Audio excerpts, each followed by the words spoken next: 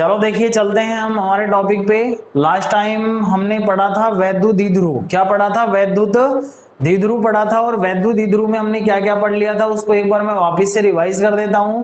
देखो वैद्युत द्विध्रुव की परिभाषा हमने पढ़ी थी। क्या पढ़ी थी? परिमाण में समान और प्रकृति में विपरीत। परिमाण में समान और प्रकृति में विपरीत यदि दो आवेश अत्यल्प दूरी पर रखे हों, दो आवेश अगर अत्यल्प दूरी पर रखे हो यानी कि बहुत कम दूरी पर रखे हो, तो आवेशों के इस युग्म को हम क्या कहते हैं? वैद्युत द्विध्रुव कहते हैं।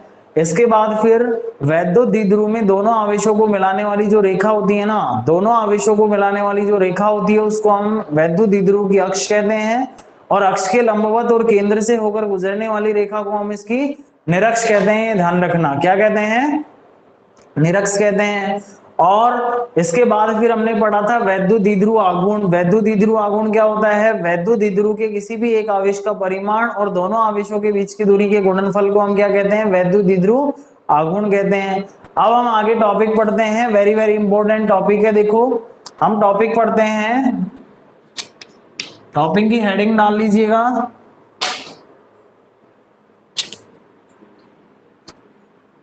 वैद्युत द्विध्रुव के कारण, वैद्युत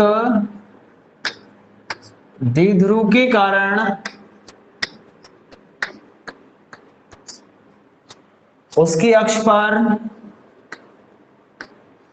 उसकी अक्ष पर विद्युत क्षेत्र की तीव्रता, विद्युत क्षेत्र की तीव्रता, वैद्युत द्विध्रुव के कारण उसकी अक्ष पर विद्युत क्षेत्र की तीव्रता। इस टॉपिक को सॉल्व करेंगे हम। देखो टॉपिक का नाम क्या है? टॉपिक का नाम है वैद्युत द्विध्रुव के कारण उसकी अक्ष पर विद्युत क्षेत्र की तीव्रता हमको यहाँ पे ज्ञात करनी है। वैद्युत द्विध्रुव लेंगे, उसके कारण उसकी अक्ष पर एक कोई पॉइंट लेंगे, उस पॉइंट पर हमको विद्युत क्षेत्र की तीव्रता ज्ञात करनी है। कैसे ज्ञात करेंगे? देखो विद्युत क्षेत्र की तीव्रता ज्ञात करने के लिए सबसे पहले तो हमको एक वैद्युत द्विध्रुव बनाना पड़ेगा।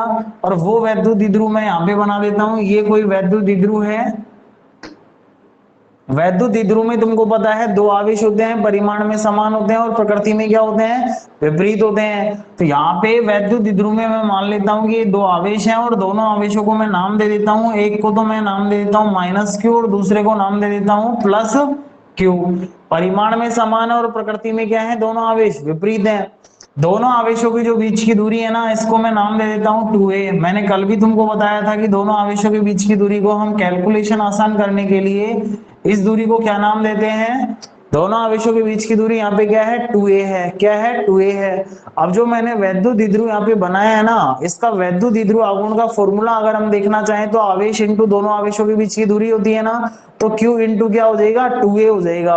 और वैद्युत द्विध्रुव आघूर्ण को हम P के द्वारा व्यक्त करते हैं। उसकी दिशा हमेशा माइनस आवेश से प्लस आवेश की ओर होती है। अब देखो हम इस वैद्युत द्विध्रुव के कारण इसकी अक्ष पर विद्युत क्षेत्र की तीव्रता निकालेंगे। और अक्ष मैंने तुमको बताया था, दोनों आवेशों को मिलाने वाली रेखा को हम क्या कहते हैं? अक्ष कहते हैं। तो दोनों आवेशों को मिलाने वाली रेखा को इसको हम और आगे बढ़ा देते हैं। देखो ये हमने और आगे बढ़ा दिया, ये इसकी अक्ष कहलाएगी। और इसका मध्य बिंदु जो है ना, जिसको मैं मान लेता हूं, नाम दे देता हूं बिंदु ओ। क्या नाम दे देता हूं? बिंदु ओ। और दूसरी बात, माइनस आवेश जहां पे रखा हुआ है इसको नाम दे देता हूं बिंदु ए। और जहां पर प्लस आवेश रखा हुआ है इसको नाम दे देता हूं बिंदु बी, नाम दे देता हूं। ठीक है भाई। अब देखो हमको करना क्या है, इसकी अक्ष पर हमको क्या निकालना है? विद्युत क्षेत्र की तीव्रता। तो हम क्या करते हैं, इस वैद्युत द्विध्रुव के कारण इसके केंद्र से, इसके केंद्र बिंदु O से स्मॉल r दूरी पर, कितनी दूरी पर भाई? स्मॉल r दूरी पर एक कोई पॉइंट मान लेते हैं P। कोई पॉइंट क्या मान लेते हैं? P मान लेते हैं। इस बिंदु P पर हमको क्या ज्ञात करना है भाई? विद्युत क्षेत्र की तीव्रता ज्ञात करनी है। भाई केंद्र से स्मॉल r दूरी पर, केंद्र से स्मॉल r दूरी पर एक बिंदु है P इसकी अक्ष पर, जिस पर हमको विद्युत क्षेत्र की तीव्रता क्या करनी है? ज्ञात करनी है। अब देखो इस बिंदु पर विद्युत क्षेत्र की तीव्रता ज्ञात करने के लिए हमको क्या करना पड़ेगा, इसका एक बार मैं संक्षेप में तुमको बता देता हूं कि इस टॉपिक में हम करने क्या वाले हैं। तो देखिए मैंने तुमको बताया था किसी भी बिंदु पर परिणामी तीव्रता का मान उसके चारों ओर उपस्थित आवेशों के कारण तीव्रताओं के सदिश योग के बराबर होता है। तो इस पॉइंट पर हमको परिणामी तीव्रता निकालनी है इस वैद्युत द्विध्रुव के कारण। तो इस वैद्युत द्विध्रुव में केवल दो आवेश हैं। कितने आवेश हैं? दो आवेश हैं। पहले एक आवेश के कारण इस पॉइंट पर तीव्रता निकालो, फिर दूसरे आवेश के कारण इस पर तीव्रता निकालो, दोनों का सदिश योग कर दो, वही तुम्हारे पास परिणामी तीव्रता होगी। और वो किसके कारण तीव्रता होगी भाई? वैद्युत द्विध्रुव के कारण।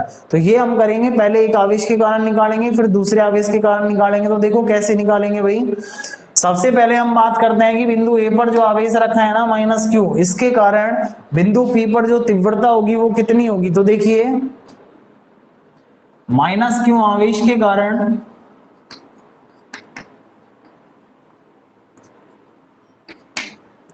बिंदु पी पर विद्युत क्षेत्र की तीव्रता, विद्युत क्षेत्र की तीव्रता माइनस क्यू आवेश के कारण विद्युत क्षेत्र की तीव्रता, इसको देखो मैं व्यक्त कर देता हूं यहाँ पे ई ए के द्वारा। किसके द्वारा व्यक्त कर देता हूं? ई ए के द्वारा।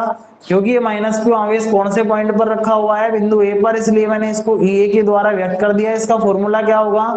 देखो एक आवेश के कारण भी बिंदु पर अगर तुमको तीव्रता निकालनी है तो फॉर्मूला होता है, मैंने तुमको बताया था, बिंदु आवेश के कारण तीव्रता का फॉर्मूला ई बराबर के क्यू अपॉन क्या होता है?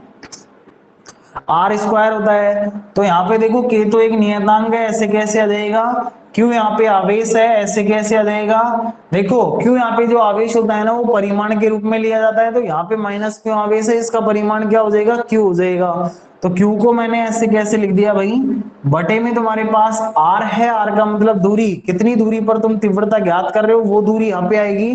तो माइनस क्यू आवेश से बिंदु P की जो दूरी है ना वो कितनी होगी? देखो यहां से लेके और यहां तक की, बिंदु O तक की दूरी तो कितनी है? स्मॉल r है।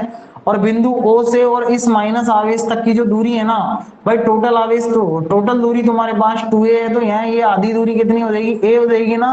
तो तुम्हारे पास ये बिंदु P से और माइनस क्यू आवेश तक की जो दूरी होगी वो कितनी हो जाएगी भाई? r plus a। कितनी हो जाएगी? r प्लस a, क्योंकि टोटल दूरी तुमको निकालनी है तो r प्लस a हो जाएगी। तो मैं यहाँ पे r की जगह क्या लिखूंगा भाई?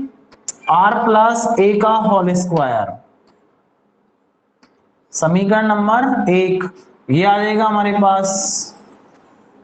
इसके बाद फिर देखो ये जो हमारे पास तीव्रता आई है ना, इसकी हमको दिशा भी देखनी पड़ेगी, क्योंकि लास्ट में हमको इसकी परिणामी तीव्रता निकालने के लिए इनका सदिश योग करना पड़ेगा। तो देखो इसकी दिशा किधर की तरफ होगी? प्लस आवेश से तो दूर होती है और माइनस आवेश की ओर होती है तीव्रता की दिशा। यहाँ पे माइनस आवेश है तो माइनस आवेश की ओर का मतलब आवेश की तरफ इसकी दिशा होगी। तो मैं इस बिंदु पर विद्युत क्षेत्र की तीव्रता की जो दिशा है ना इस दिशा में दिखा सकता हूं, जिसको हम नाम देंगे ई ए सदिश। क्या नाम देंगे भाई? ई ए सदिश नाम देंगे। तो मैं यहाँ पे लिख सकता हूं कि भाई ई ए की जो दिशा होगी ना वो बिंदु पी से बिंदु ए की ओर होगी। किसकी तरफ होगी? बिंदु पी से बिंदु ए की ओर होगी। तो चाहो तो हम यहाँ पे भी लिख सकते हैं बिंदु पी से ए की ओर,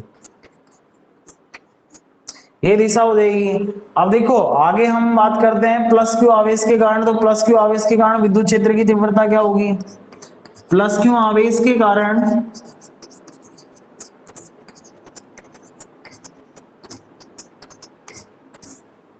बिंदु P पर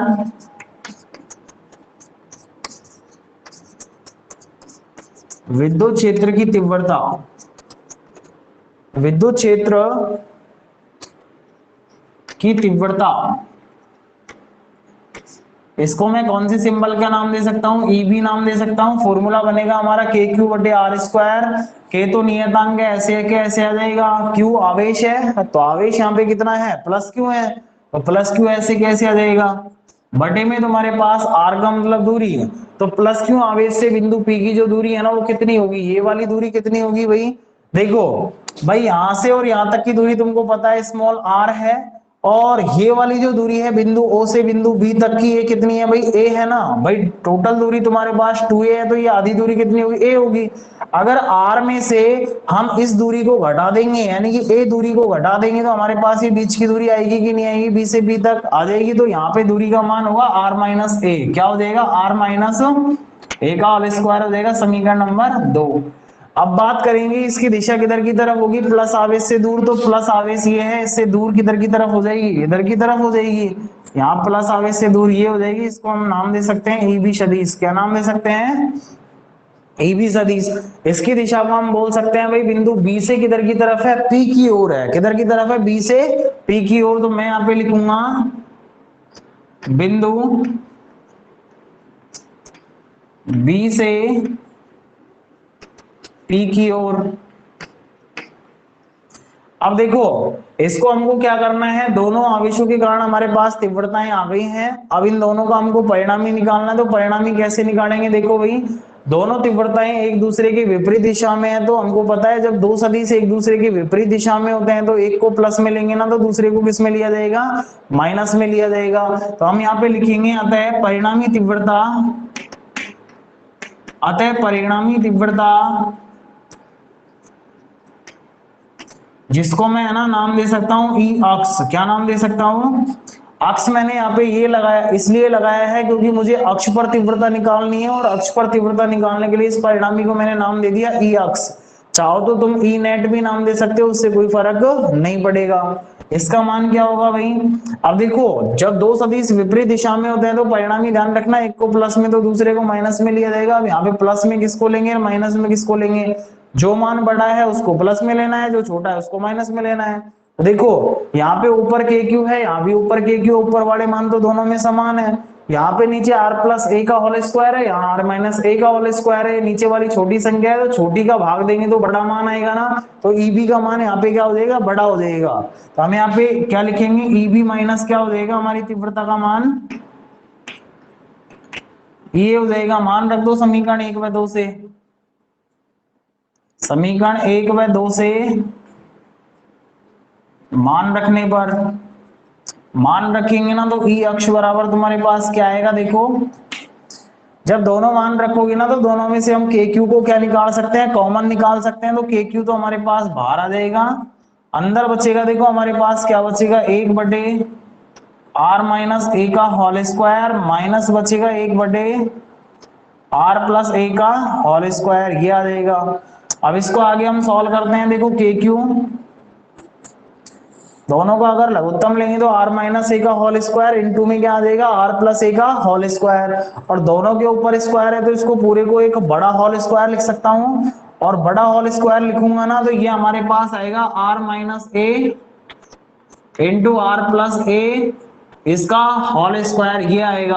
अब अंदर देखो हमारे पास एक फॉर्मूला बन रहा है, a माइनस बी और a plus B, A square minus B square होता है ना, तो इसको हम लिख सकते हैं, इसको हम लिख सकते हैं R square minus A square, यानी कि A square minus B square होता है। फिर इसके ऊपर होल स्क्वायर लग रहा है तो इसका होल स्क्वायर लिख देते हैं, ये लिख दिया।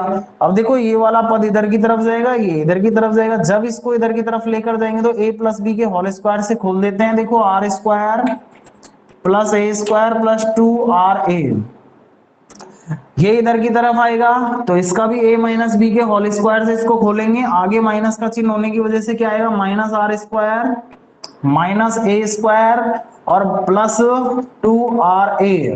ए square plus B square minus 2ab होता है ना, तो ए स्क्वायर बी स्क्वायर तो माइनस के हो गए, और माइनस 2ab था वो माइनस माइनस क्या हो जाएगा, प्लस हो जाएगा। ये हमारा होल स्क्वायर हमने इसको खोल दिया। अब देखो आर स्क्वायर से आर स्क्वायर कैंसिल होगा, ए स्क्वायर से ए स्क्वायर कैंसिल होगा, ये दोनों को जब जोड़ेंगे ना तो ये 4ra आ जाएगा। इसको हम लिखेंगे के क्यू इंटू में तुम्हारे पास आएगा 4ra, बटे में तुम्हारे पास चल रहा है R square minus A square का होल स्क्वायर, ये चल रहा है ई अक्ष के बराबर में। अब देखो एक चीज ये ध्यान रखना भाई, यहाँ पे हम वैद्युत द्विध्रुव के कारण विद्युत क्षेत्र की तीव्रता निकाल रहे हैं, और वैद्युत द्विध्रुव में दोनों आवेशों के जो बीच की दूरी होती है ना, वैद्युत द्विध्रुव में दोनों आवेशों की जो बीच की दूरी होती है वो बहुत कम होती है, और बहुत कम होती है ना तो एक चीज ये ध्यान रखना, बहुत छोटी जो संख्या होती है उसका अगर हम वर्क करेंगे तो वो और भी छोटी हो जाती है, और बड़ी संख्या जो होती है उसका वर्क करने पर वो और भी बड़ी हो जाती है। तो यहाँ पे देखो, यहाँ पे दोनों आवेशों के जो बीच की दूरी थी वो हमने क्या मानी थी, 2a मान रखी थी, और इसकी आधी दूरी को अगर हम बात करें तो a है, यानी कि बहुत छोटी दूरी का हमने आधा कर दिया और फिर अगर उसका वर्ग करेंगे यानी कि ए स्क्वायर का जो मान होगा ना, ए स्क्वायर का जो मान होगा, ए स्क्वायर का मतलब दोनों आवेशों के बीच की दूरी पहली बात तो बहुत छोटी होती है भैया, अत्यल्प होती है ना, और फिर इसका आधा करेंगे तो वो और भी छोटी हो जाएगी, और इसका स्क्वायर करेंगे तो वो बहुत ही छोटी हो जाएगी। तो कहने का मतलब ये है ए स्क्वायर का जो मान होता है वो बहुत ही कम होता है। क्या होता है? बहुत ही कम होता है। और यहाँ पे अगर हम आर की बात करें ना, तो आर यहाँ पे एक बड़ी दूरी है जिसका वर्ग करेंगे तो ये और भी बड़ा हो जाएगा। तो कुल मिला के बात ये है आर स्क्वायर की तुलना में ए स्क्वायर का जो मान होगा वो बहुत ही छोटा होगा। तो हम देखो यहाँ पे लिख सकते हैं, चूंकि R square is very very greater than क्या होगा, ए स्क्वायर, यानी कि आर स्क्वायर का मान बहुत बड़ा होगा ए स्क्वायर की तुलना में। तो यहाँ पे देखो नीचे आर स्क्वायर की तुलना में अगर ए स्क्वायर बहुत छोटा है ना, तो यहाँ पे इस ए स्क्वायर को हम जीरो कर सकते हैं, ओनली नीचे बचेगा आर स्क्वायर, जिसका होल स्क्वायर होने की वजह से आर की पावर कितनी हो जाएगी, 4 हो जाएगी। तो हमारा फॉर्मूला देखो क्या बनेगा, ई अक्ष बराबर के क्यू 4 RA बटे तुम्हारे पास आएगा आर की पावर 4। ठीक है भाई, एक आर से एक आर क्या हो जाएगा, कैंसिल हो जाएगा, पावर तुम्हारे पास बचेगी 3। ये फॉर्मूला तुम्हारा बनेगा ई अक्ष बराबर के, तो आएगा ही आएगा। देखो यहाँ पे जो 4 है ना, इसको तुम 2 × 2 लिख सकते हो, जिसका 1 2 को तुम बाहर लिख दो, 2k इसको तुम लिख सकते हो q इंटू अंदर बचेगा तुम्हारे पास 2a, बचेगा कि नहीं बचेगा भाई। यहाँ का जो 2 है ना उसको तो हमने ये लिख दिया, और बाकी जो बचा 2 था उसको हमने इस a के साथ लिख दिया, बटे में तुम्हारे पास r³ चल रहा है। अब ये फॉर्मूला किसका बन रहा है भाई, वैद्युत द्विध्रुव आघूर्ण का बन रहा है, जिसको हम p लिख सकते हैं। तो देखो ये फॉर्मूला हमारा आ जाएगा ई अक्ष बराबर 2kp अपॉन आर क्यूब। ये जो फॉर्मूला होता है वो अक्ष पर वैद्युत द्विध्रुव के कारण तीव्रता का फॉर्मूला होता है, वेरी वेरी इंपॉर्टेंट है, डायरेक्ट तुमको ये याद होना चाहिए। अगर इसको हम सदिश रूप में लिखेंगे ना, अगर इस फॉर्मूले को हम सदिश में लिखेंगे तो सदिश रूप क्या होगा इसका भाई, देखो सदिश इसका हो जाएगा ई अक्ष बराबर, वो ई अक्ष के ऊपर वेक्टर का चिन्ह आ जाएगा क्योंकि तीव्रता एक सदिश राशि होती है, 2kp, 2k p को हम बाद में लिखेंगे r³। अब देखो यहाँ पे p जो है ना वो एक सदिश राशि है, तो इसके ऊपर भी क्या आ जाएगा, वेक्टर का चिन्ह आ जाएगा। किसका चिन्ह आ जाएगा, वेक्टर का चिन्ह आ जाएगा, ये इसका सदिश रूप कहलाएगा। और दूसरी बात, ये जो ई अक्ष है ना, परिणामी तीव्रता, इसकी दिशा डायग्राम में अगर हम देखना चाहें तो तुमको पता है यहाँ पे परिणामी तीव्रता इन दोनों के अंतर के बराबर थी। बड़ा मान कौन सा था, ईबी था, इसलिए ईबी की दिशा में ही परिणामी तीव्रता आएगी, जिसको हम डायग्राम में दिखा सकते हैं ई अक्ष। ठीक है ना, ये तुम्हारा टॉपिक यहाँ पे कंप्लीट होता है। इसको पहले तो डायग्राम बनाना, पहले डायग्राम बनाना, उसके बाद इसको ऐसे कैसे उतार दो फटाफट से। ये जो टॉपिक था ना, इंपॉर्टेंट टॉपिक था, ये ध्यान रखना। मिटा देता हूं इसको।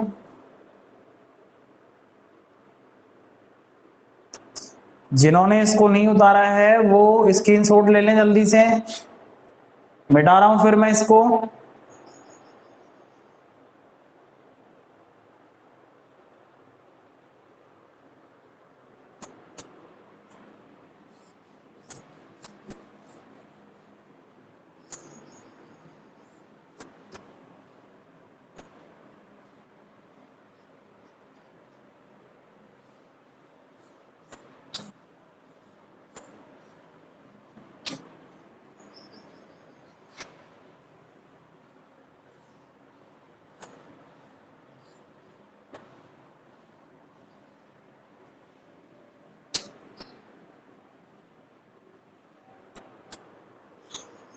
अगला पॉइंट आता है आपका, वैद्युत द्विध्रुव के कारण उसकी निरक्ष पर विद्युत क्षेत्र की तीव्रता, उसकी निरक्ष पर,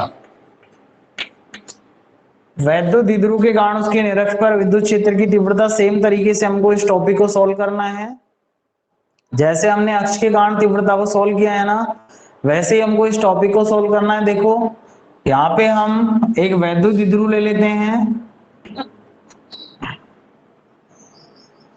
यहाँ पे हम एक वैद्युत द्विध्रुव ले लेते हैं। यहाँ पे सपोज करो हम प्लस क्यू आवेश मान लेते हैं और यहाँ पे माइनस क्यू आवेश मान लेते हैं, और इस पर पॉइंट ए मान लेते हैं, इसको पॉइंट बी मान लेते हैं। ठीक है भाई, दोनों आवेशों के जो बीच की दूरी है उसको मैं लिख देता हूं यहाँ पे 2a के द्वारा, ठीक है। और इसका जो केंद्र है उसको मैं बिंदु O के द्वारा व्यक्त कर देता हूं, ठीक है भाई। अब हम क्या करते हैं, इसकी निरक्ष पर विद्युत क्षेत्र की तीव्रता ज्ञात करने के लिए पहले तो निरक्ष बनाएंगे। अक्ष के लंबवत और केंद्र से होकर गुजरने वाली रेखा को हम क्या कहते हैं, निरक्ष कहते हैं। तो यहाँ पे मैं निरक्ष बना देता हूं। ये क्या है, इसकी निरक्ष है। अब एक चीज ये ध्यान रखना, हमको यहाँ पे निरक्ष पर विद्युत क्षेत्र की तीव्रता ज्ञात करनी है, तो केंद्र बिंदु O से स्मॉल r दूरी पर कोई बिंदु P ले लो। केंद्र से स्मॉल r दूरी पर कोई बिंदु P मान लिया, जैसे सपोज करो इस पॉइंट पर मान लिया P। अब यहाँ पे हमको तीव्रता ज्ञात करनी है, दोनों आवेशों के कारण तीव्रताएं ज्ञात करो और दोनों का परिणाम ही निकाल लो, आ जाएगा आंसर। पहले एक के कारण निकालो फिर दूसरे के कारण निकालो। तो देखो सबसे पहले हम इस प्लस क्यू के कारण निकाल लेते हैं, बात कर लेते हैं। यहाँ प्लस आवेश की जो ये दूरी होगी ना, इस दूरी की हमको आवश्यकता पड़ेगी। क्या पड़ेगी, आवश्यकता पड़ेगी तीव्रता निकालने के लिए। तो देखो यहाँ पे ये वाली जो दूरी है ये तो r है, और ये वाली जो दूरी होगी ना ये तुमको पता है कितनी है, स्मॉल a है। कितनी है, स्मॉल a। क्योंकि टोटल दूरी तुमने 2a मान रखी है, तो ये आधी दूरी कितनी होगी, स्मॉल a होगी ना। तो पाइथागोरस प्रमेय से ये वाली जो कर्ण होगा, ये त्रिभुज में ये वाला जो कर्ण होगा, इसका मान कितना आएगा तुम्हारे पास, इसका मान आ जाएगा √r² प्लस a² आ जाएगा। सेम तरीके से माइनस क्यू आवेश से बिंदु P की दूरी की अगर हम बात करें ना, तो क्या होगी, सेम दूरी ये होगी। वही पाइथागोरस प्रमेय लगाकर तुम इस मान को निकाल सकते हो। कर्ण का मान तो तुम्हारे पास आ जाएगा √r² प्लस a²। क्या आ जाएगा, √r² प्लस a² आ जाएगा। दूसरी बात मैं मान लेता हूं कि यहाँ पे ये वाला जो कोण है ना ये थीटा है, तो तुमको पता है ये वाला कोण भी क्या होगा, थीटा होगा। दोनों ही कोण समान होंगे ना, एक को थीटा मान लिया तो दूसरा भी क्या होगा, थीटा होगा। अब हम प्लस क्यू आवेश के कारण तीव्रता निकाल लेते हैं। देखो प्लस क्यू आवेश के कारण बिंदु P पर विद्युत क्षेत्र की तीव्रता,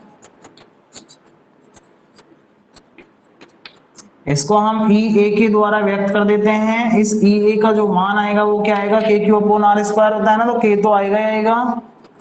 Q आवेश इसके कारण निकाल रहे हैं, Q भी आ जाएगा बटे में r²। r का मतलब दूरी, तो यहाँ इस आवेश से इस पॉइंट की जो दूरी है ना वो कितनी है, √r² प्लस a²। जब स्क्वायर करेंगे तो अंडर यहाँ से हट जाएगा, तो ये आ जाएगा तुम्हारे पास r² प्लस a²। समीकरण मान लेता हूँ एक। इसकी दिशा की अगर हम बात करते हैं तो प्लस आवेश से दूर होती है, तो प्लस आवेश से दूर किधर की तरफ जाएगी, इधर की तरफ जाएगी, जिसको मैं दिखा सकता हूँ भाई ये सदिश हो गया। क्या हो गया, ये सदिश हो गया, यानी कि बिंदु ए से पी की ओर है। किधर की तरफ है, ए से पी की ओर है। तो मैं यहाँ पे लिखूंगा बिंदु ए से पी की ओर। अब हम बात करेंगे माइनस क्यू आवेश के कारण। तो देखो माइनस क्यू आवेश के कारण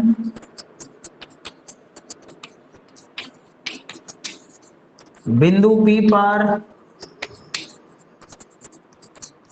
विद्युत क्षेत्र की तीव्रता, विद्युत क्षेत्र की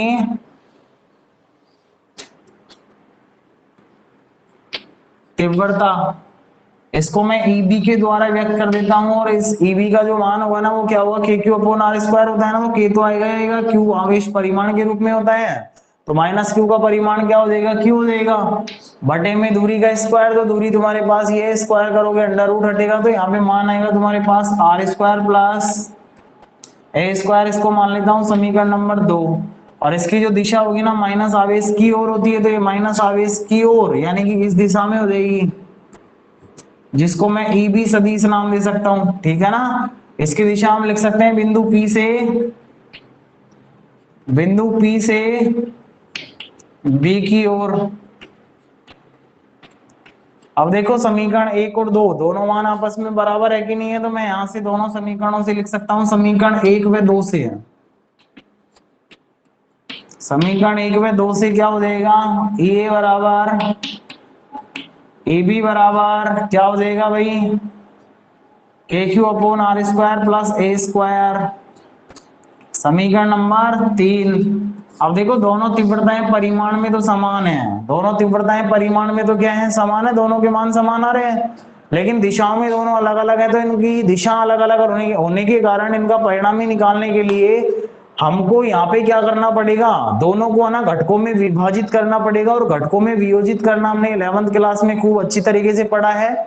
हमको यहाँ पे इन दोनों का परिणामी निकालने के लिए दोनों को घटकों में विभाजित करना पड़ेगा, और घटकों में विभाजित करेंगे ना तो वो कैसे करेंगे, देखो भाई यहाँ पे EA के दो घटक होंगे, कौन कौन सी दिशा में होंगे, एक तो इस दिशा में हो जाएगा और एक ऊपर की तरफ हो जाएगा, क्योंकि तुमको पता है दोनों घटक एक दूसरे के लंबवत होते हैं, और परिणामी हमेशा कहाँ पे आता है, बीच में आता है। तो परिणामी बीच में है, दोनों घटक दोनों तरफ हो गए, दोनों एक दूसरे के लंबवत हैं।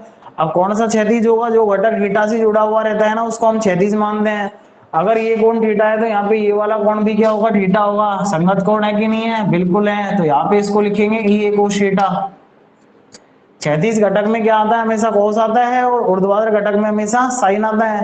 तो देखो इसका नाम क्या हो जाएगा, दूसरा ऊर्ध्वाधर घटक, इसका नाम हो जाएगा EA sin थीटा। अब सेम तरीके से EB को बांट दो, EB के भी दो घटक होंगे, किधर किधर की तरफ होंगे, एक तो इस दिशा में हो जाएगा EA की दिशा में, EA cos थीटा की दिशा में, और एक किधर की तरफ हो जाएगा, नीचे की तरफ हो जाएगा, क्योंकि परिणामी हमेशा बीच में रहता है, परिणामी EB है ना, तो एक नीचे की तरफ हो जाएगा। अब कौन सा क्षैतिज होगा और कौन सा ऊर्ध्वाधर होगा, तो देखो यहाँ पे जेड की आकृति बन रही है कि नहीं बन रही, बिल्कुल बन रही है। तो ये वाला कोण क्या होगा, थीटा होगा, क्योंकि एकांतर कोण है कि नहीं है दोनों के दोनों, बिल्कुल है। अब ये थीटा से जुड़ा हुआ है तो इसका नाम क्या हो जाएगा, EB cos थीटा, और इसका नाम क्या हो जाएगा, EB sin थीटा। अब तुमको पता है EB और EA दोनों के दोनों आपस में बराबर हैं, इसलिए EA sin थीटा और EB sin थीटा दोनों परिमाण में क्या होंगे, समान होंगे। क्योंकि EA बराबर क्या है, EB है, तो दोनों आपस में परिमाण में समान होंगे, लेकिन दिशा में क्या है, विपरीत है। अब ये दोनों घटक परिमाण में समान और दिशा में विपरीत होने के कारण एक दूसरे को क्या कर देंगे, कैंसिल कर देंगे। लेकिन यहाँ EA cos थीटा और EB cos थीटा जो इनके क्षैतिज घटक आ रहे हैं, दोनों एक ही दिशा में होने के कारण आपस में क्या हो जाएंगे, जुड़ जाएंगे, और जो परिणामी हमारे पास आएगा ना वो इस दिशा में आ जाएगा, इन्हीं की दिशा में, जिसको हम E निरक्ष बोलेंगे। क्या बोलेंगे भाई, E निरक्ष बोलेंगे। क्योंकि तुमको पता है जब दो सदिश एक ही दिशा में होते हैं तो परिणामी भी उसी दिशा में होता है, और उन दोनों के योग के बराबर होता है। तो हम यहाँ पे लिखेंगे, आता है बिंदु P पर परिणामी तीव्रता E निरक्ष बराबर क्या हो जाएगा भाई, दोनों के योग के बराबर होगा, EA cos theta plus EB cos theta. तुमको पता है EA बराबर क्या है भाई, EB है, समीकरण 3 से। इसलिए तुम यहाँ पे इसको लिख सकते हो, E निरक्ष बराबर क्या लिख सकते हो, EB के स्थान पर अगर EA लिखोगे ना तो दोनों आपस में जुड़ेंगे, तो ये हो जाएगा 2EA cos थीटा। मान कहां से रखोगे, समीकरण 3 से रखो। समीकरण 3 से मान रखने पर मान रखोगे E निरक्ष बराबर तुम्हारे पास क्या मान निकल कर के आएगा भाई, देखो 2 तो है ही, EA का मान कितना होगा, EA का मान ये है KQ upon R square plus A square. ये तो EA का मान हो गया। और cos थीटा का मान कैसे रखोगे, देखो cos थीटा का मान हम यहाँ से त्रिभुज से निकालेंगे। इस डायग्राम में तुमको दो त्रिभुज दिखाई दे रहे होंगे, एक तो दे रहा है AOP और दूसरा दे रहा है BOP। कोई से भी समकोण त्रिभुज से तुम cos थीटा का मान निकाल सकते हो, दोनों त्रिभुजों से समान मान आएगा। देखो cos थीटा बराबर होता है आधार बटे कर्ण। तो आधार यहाँ पे क्या होगा, जैसे इस वाले त्रिभुज से हम बात करते हैं तो थीटा के सामने वाली भुजा लंब, ये तो लंब हो जाएगी, और 90 के सामने वाली भुजा ये वाली कर्ण हो जाएगी, ये आधार होगी। तो आधार बटे कर्ण होता है ना, तो आधार का मान तो कितना है, स्मॉल a, और कर्ण का मान कितना है, under root R square plus A square. तो मैं यहाँ पे लिखूंगा आधार बटे कर्ण, आधार का मान तो a है, और कर्ण का मान under root R square plus A square है। अंडर रूट को मैं घात 1/2 लिख सकता हूं, तो R square plus A square की घात 1/2। तो ये क्या हो जाएगा, देखो इसको हम लिख सकते हैं, देखो सबसे पहले मैं K को लिख देता हूं, फिर Q को लिखूंगा इनटू में, ये जो 2 है ना इसको मैं A के साथ लिख देता हूं, Q इनटू क्या हो जाएगा, 2A हो जाएगा। बटे में तुम्हारे पास देखो आधार समान घाते जुड़ेगी, इसकी पावर कुछ भी नहीं है तो एक मान सकते हो, तो तुम्हारे पास ये हो जाएगा R square plus A square की पावर 3/2। वन में अगर 1/2 को जोड़ेंगे ना तो 3/2 आएगा।